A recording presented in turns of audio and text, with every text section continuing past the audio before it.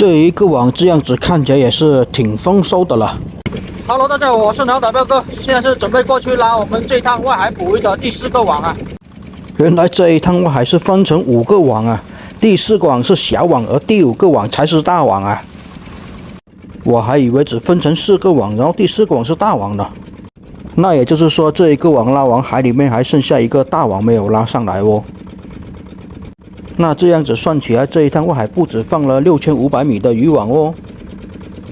反正总共是放了5个网啊，然后这一个网还是小网，下一个网才是大网。刚拉上来就有渔获了，先上来了一条黄鲫，还挺大条的。感觉现在有点小风浪过来啊，船有点摇晃了。不会风浪是提前过来了吧？提前过来的话，下个网就要加快点速度了。连续的来了3、4条黄鲫啊！黄鲫也是比较喜欢一整群一起游动的，所以只要一到季节就很容易遇到黄鲫的鱼群。你看这边又是一条，说明这底下可能是有黄鲫的鱼群啊，只是没有完全遇到而已。毕竟现在黄鲫的季节是刚到啊。黄鲫的肉也是开始肥了，但还不是最肥的时候，因为现在的天气还不算特别的冷。黄鲫的季节要天气越冷，它肉越肥呀。白花鱼啊，上一个网也是捕到了好几条白花鱼上来，然后这一个网又有啊，再来2条黄鲫。像这一种规格的黄鲫拿来清蒸，味道就挺不错了。黄鲫的价格一般都是维持在40块钱到40几块钱之间。拿来不管清蒸红烧都是挺不错的渔获。这一个小岛旁边的渔网效果还不错，连续的都有渔获上来。大真鲷也来了一条啊，这条差不多1斤出头有的。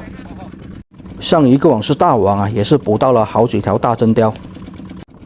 连小网都有大真鲷了，更不用说大网。这底下估计是有白花鱼的鱼群吧，来了这么多呀！又一条大真鲷啊，小网都捕到了2条大真鲷了，但是小网捕到了，它会把网藏得特别的乱。如果是大网捕到了，就比较容易解出来啊。小网要解这一片烂网，就要花费点时间了。现在的天气是感觉越晚啊，然后气温就越低。这条真鲷要比第1条要大条一些，应该是要达到接近2斤左右的规格啊。第1条比较小条，应该也就1斤出头而已。这样子我就很期待最后一个网的那个大网了。连抓上来的黄鲫也是挺大条的哦，这条估计要8、9两的。真的要达到2斤以上，价格就会高一些了。像这种1斤左右到2斤之前的真鲷，1斤是40几到50块，2斤以上的就要接近60块了。然后4斤以上的价格又高一点。这一共来了好多的黄鲫，肯定是把这个网放到黄鲫的鱼群里面去了。你看这边又有，也有可能是黄鲫的鱼群直接在往这边游动，直接撞到网上面去了。黄鲫的鱼群就要比今天白天拉的网那些泥猛鱼群值钱一些，所以这一趟外海捕鱼，泥猛也多，黄鲫也多。黄鲫的学名是叫做3线鲫鲈，我们这边也是普遍叫它黄鲫。它的肉质有一股特殊的鱼香味，肉还是比较嫩的，鱼香味十足啊。遇到鱼群呢，它的收获就比较多啊。你看，连续的上了挺多的黄鲫上来，后面还有啊。这一趟捕到的小剥皮鱼不多，但是其他的渔获都普遍比较多，除了小剥皮鱼。好像英哥鱼跟泥猛鱼还没有遇到吧？看来这一次围岛放网的这一个小岛更盛产黄鲫跟泥猛啊。其他渔获就偏少一些，小剥皮鱼跟夹鲫虽然有啊，但是数量不多，其他渔获都没有几条，关键还要看有没有值钱货。第2个网的时候也是小网啊，是上来了一条石鲷鱼，那条鱼就比较值钱一些。然后就要看后面能不能来一些龙虾、大红斑、大三刀之类的过来了。像这一种护航了这么久的东西，是不是也该出来见一见面了呀？这一个网也关上这些黄鲫过来了。黄鲫价格还比较好啊，可以卖到40块钱。比柠檬鱼的20-30块钱应该还是要多个10块钱的。你看，肯定是有鱼群的嘛，而且是一直拉都有黄鲫上来的，证明这底下的黄鲫鱼群还是非常的大群，连牛尾鱼也来了一条啊！看来这一趟外海捕鱼应该也能注定是丰收的一场了吧？这一条是牛尾鱼啊，还挺大条的，1斤出头吧。像这一种牛尾1斤也可以卖到30-40块钱的。这种牛尾肉质比较紧实啊，所以要焖煮一下，直接焖煮萝卜干味道会挺不错。又是来了一堆黄鲫啊，你要看一下，现在应该也是黄鲫丰收的季节了。前面的几个网也都没有遇到什么黄鲫啊，但是这一个网就突然来了这么多的黄鲫，可能也是这一趟围岛放网的这个岛比较大，所以放的网也比较多。前面围的2个岛基本6000米渔网就围得过了，这一个岛应该放了有个7000米渔网左右了吧，都差点没有围过来，没有围满啊。大海星就不要上了吧，这种大海星我是真心讨厌啊，又不值钱，还难解出网的。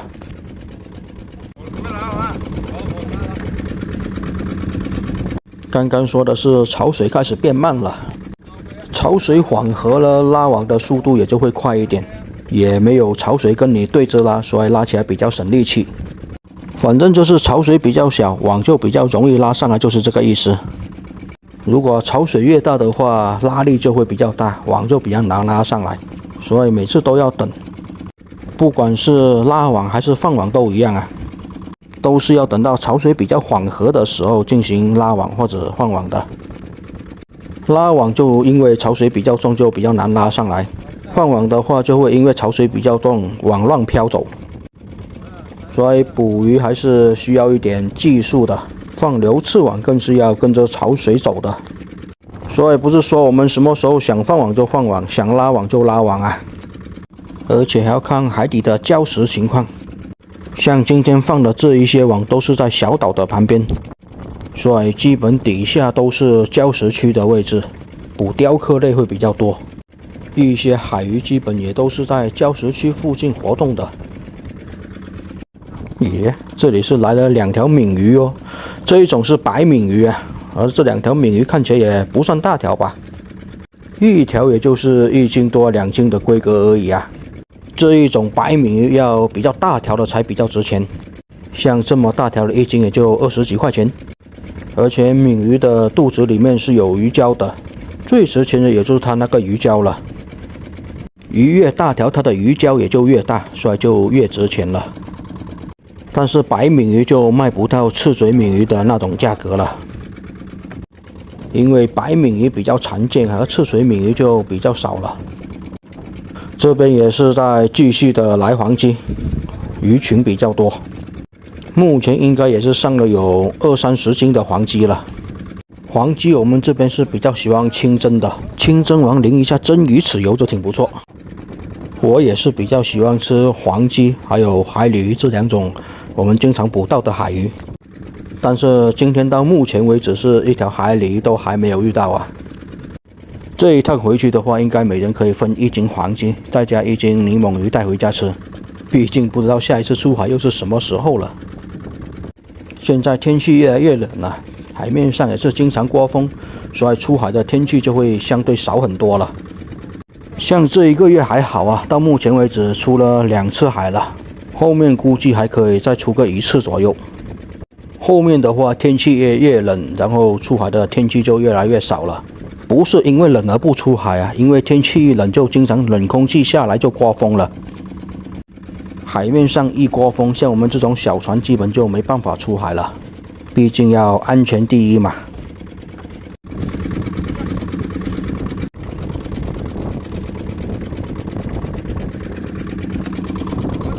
现在也是可以听到一些风声的，也是有一点小风浪过来了，所以要加快一点速度拉网啊，不要下一个网还没拉就遇到大风大浪，就比较麻烦了。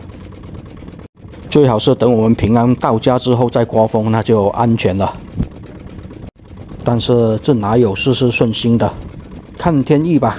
我们就尽量早的把网拉完，赶紧回去就是了。反正今天的天气预报是下半月大概是11点钟之后就开始刮风，11点钟之后我们也是在半路上已经回去了。今天比较早拉网啊，2个网是白天就开始拉了，剩下的这3个网虽然等到天黑之后再拉，但是网也已经是少了很多。回到去应该就不用2点钟了，今天回到去应该是夜里的12点钟就能到了吧。凌晨的6点钟出海啊，然后回到去12点，也是要连续的工作10几个小时呢。说不辛苦也挺辛苦的，说它辛苦其实也不是特别的累，大家也都是为了生活嘛，努力一点也是必须的，都是为了赚钱。今天在这个小岛的旁边也是捕到了好几只石头蟹，就是比较小只而已。这一个网应该也是差不多接近尾声了，毕竟这一个网放的长度没有前面2个网的那么长，但是渔获就比较多。渔获比较多啊，相对拉网的速度就会比较慢一些了，不像上一个网是大网那个样子啊，渔获比较少，拉网的速度特别快。现在船开过去都激起一点浪花打到我的脸上了，是有点风浪了。那估计下一个网就直接把网拉上来先不整理了吧。这一个网基本拉上来全是黄鲫，一条小剥皮鱼都没有看到啊。明明是小网啊，但是却连一条小剥皮鱼都没有。大海星都来2个了，就不说值钱的渔获了，连小剥皮鱼都没有来一条。所以也只能把希望寄托在最后一个网的大网了，能不能来一些值钱的渔获？毕竟大网更容易捕到那些大条的海红斑啊，那就比较值钱喽。不过黄鲫数量一多，堆积起来也挺值钱。价格不高啊，就只能用数量跟重量堆积起来了。数量跟重量一高，价值自然就升高了。目前这一个网的收获还是非常不错的，毕竟有这个黄鲫的鱼群啊，拉上来的数量就非常的多，30、40斤了吧。这一个网好像也是一条泥猛鱼也没有拉到吧，奇了怪啊！前面的网那么多的泥猛鱼，这一个网却一条泥猛鱼都没有。但是前面的2个小网拉到泥猛鱼很多的时候，也是拉到有黄鲫哦。所以这个小岛2面的渔获都不一样。今天的白花鱼也是挺多哦。白花鱼的鱼肉它比较淡，所以更适合煮酱油水。而且白花鱼长不到特别的大条啊，一条2两左右的白花鱼就算是比较大条了。普遍都是1两到1两多，白花鱼也是黄花鱼的近亲啊，所以白花鱼吃起来的肉质还是挺像黄花鱼的。2种花鱼都是属于那种石首鱼科的。这一个网就剩下最后这一片网了，拉起来是特别的轻了，也是连续来了挺多的这种白花鱼上来呀。白花鱼不值钱呢，一斤也就10块钱左右。好的吧，然后这一个网也就拉完了。这一个网这样子看起来也是挺丰收的了，然后就准备过去拉今天的最后一个网了。最后一个网是大网啊，看能不能上多一大货。那最后一个网跟回去卖鱼的视频，下一期再分享给大家看吧。也谢谢大家观看啊，我是拿岛彪哥，喜欢我视频的朋友也请给我点点关注哦，谢谢大家。